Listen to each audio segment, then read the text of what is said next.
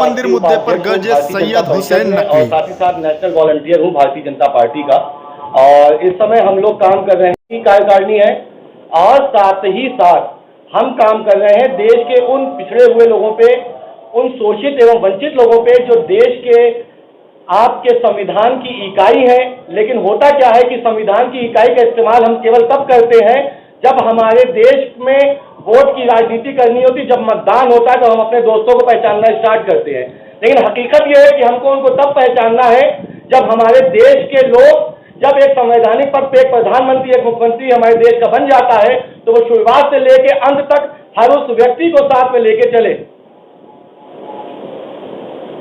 जैसा ये जो अभी इस समय की देश की कानून व्यवस्था चल रही है, जी हाँ, उस पर कुछ आप अपना बताना चाहेंगे? देखिए, देश की कानून व्यवस्था जो हमारे ऊपर के उच्च जो हमारे नेतागण हैं, प्रधानमंत्री हैं, मुख्यमंत्री हैं और देश के विभिन्न कार्यप्रणाली के संवैधानिक पद पे लोग बैठे हैं, ये कानून व्यवस्था को तो ठीक करना चाहते हैं।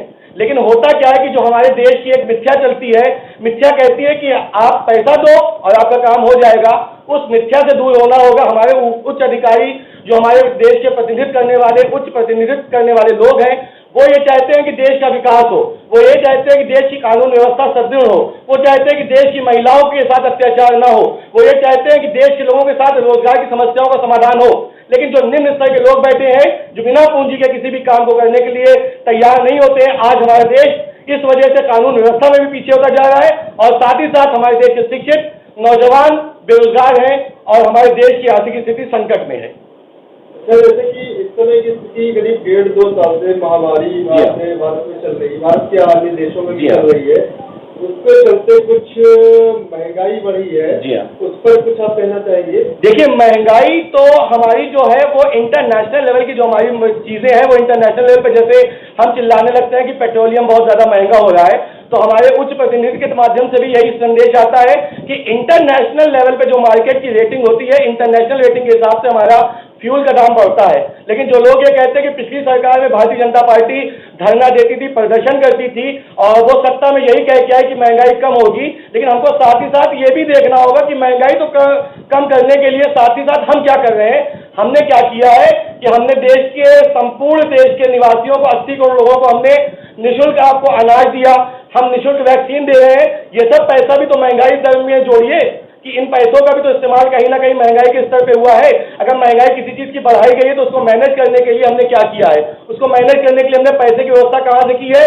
कोई ऐसा तो नहीं कि हमको केवल विश्व बैंक हमको लगातार पैसा देता जाएगा कि आप देश को कर्जा देते जाइए। हमने चीजों को कहीं महंगा करके और कहीं सस्ता करके देश की व्यवस्था को भी सुचारू रूप से चलाने का काम किया है।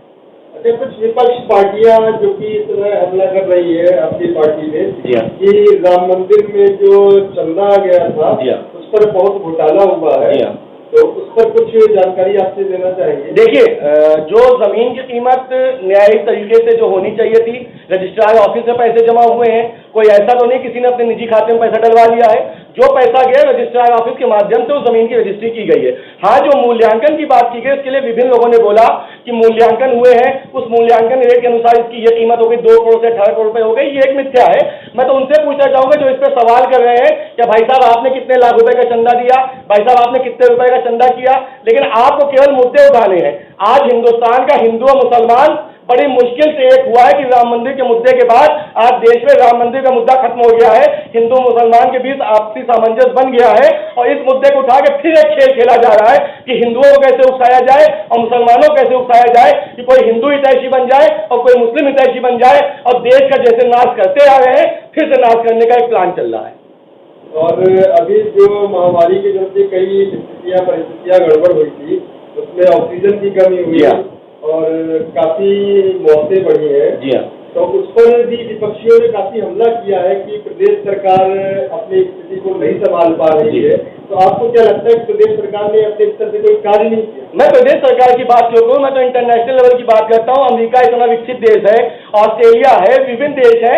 जब वहां पे मौतें हुई तो वहां कंट्रोल नहीं हो पाए तो हिंदुस्तान के कोई वो अलग से कोई संजीवनी बूटी खा के आया था? लोगों के साथ जो हुआ ये दुखदाई है, लोगों की मौतें हुई, लेकिन प्रदेश सरकार और हमारे देश की सरकार ने जितना सहयोग किया है, शायद ही विश्व की किसी सरकार ने इतना सहयोग किया हो।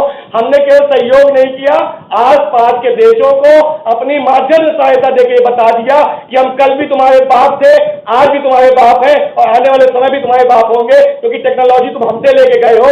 हमारी गीता, हमारी कुरान की टेक्नोलॉजी से आज अन्य देश भी विकास कर रहे हैं, और देश जो विश्वगुरु था, जिसके पास हर तरह की शिक्षा थी, हर तरह की टेक्नोलॉजी थी, आज उस टेक्नोलॉजी के माध्यम से विदेश विकास कर रहा है, विदेश भी विकसित हो रहा है। हमारे देश की कमजोरी क्या थी कि हम 70 साल से पिछले थे। हमें 70 साल तक के पहले जो हमारी स्थिति थी, अंग्रेज हमें उस स्थिति में छोड़ के गए थे कि हमारे पास एक सुई नहीं थी। आज हम हवाई जहाज से लेके सुई तक का निर्माण अपने देश में करते हैं। क्या ये छोटी हमारी ये भूमिका है? क्या हमने छोटा विकास किया है? पहले हमें इसका जवाब कोई दे दे। अच्छा, ये किसान आंदोलन को लेकर के भी करीब साल भर होने वाला है, 8 महीना हो रहा है। अलग अलग जगहों पे कुछ किसान संगठन है जो अपने अपने स्तर से अपना जो है धरना प्रदर्शन कर रहे हैं। तो उनका भी यही है कि सरकार पे वो खाली जो है साध रहे हैं सारी चीजें।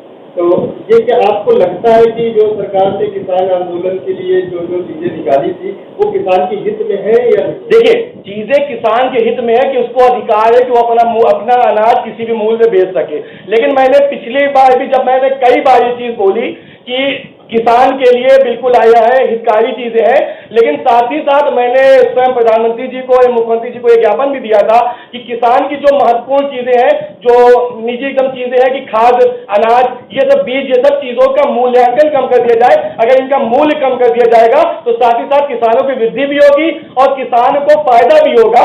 आज वो आजाद है, अपना अनाज कहीं बेच सकते हैं। लोग इसके में भी जवाब देते हैं कि भाई क्या पहले किसान नहीं बेच देता था प्राइवेट स्तर पे, लेकिन किसान के लिए एक निश्चित मूल्य होता था, कितना बेच देंगे। क्या उस निश्चित मूल्य में भी डिफॉल्ट नहीं होते थे? क्या वहां पे भी ऐसे लोग नहीं बैठे थे जो कालाबाजारी करते थे, 1800 का अनाज 1100 में लेते थे, आपके अनाज को डिफॉल्ट कर देते थे और फिर वही अनाज को वो प्राइवेट लोगों को 2000 2500 के हिसाब से, कुंटल के हिसाब से बेचते थे। आज कम से कम वो आजाद तो है कि वो प्राइवेट लेवल पर अपने अनाज को किसी भी मूल्य में बेच सकते हैं। कोई उसके लिए निम्न मूल्य नहीं है कि हमको इसके ऊपर नहीं बेचना है।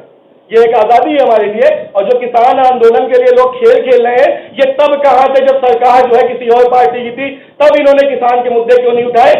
ये केवल अपना राजनीतिक फायदा उठा रहे हैं, और राजनीतिक फायदा इसलिए उठाए क्योंकि इनका कोई वजूद बचा नहीं है। तो चलो किसानों को, बेचारे वो मासूम से लोग, उनको बहकाया जाए, उनको बरगलाया जाए और अपनी राजनीति से की जाए।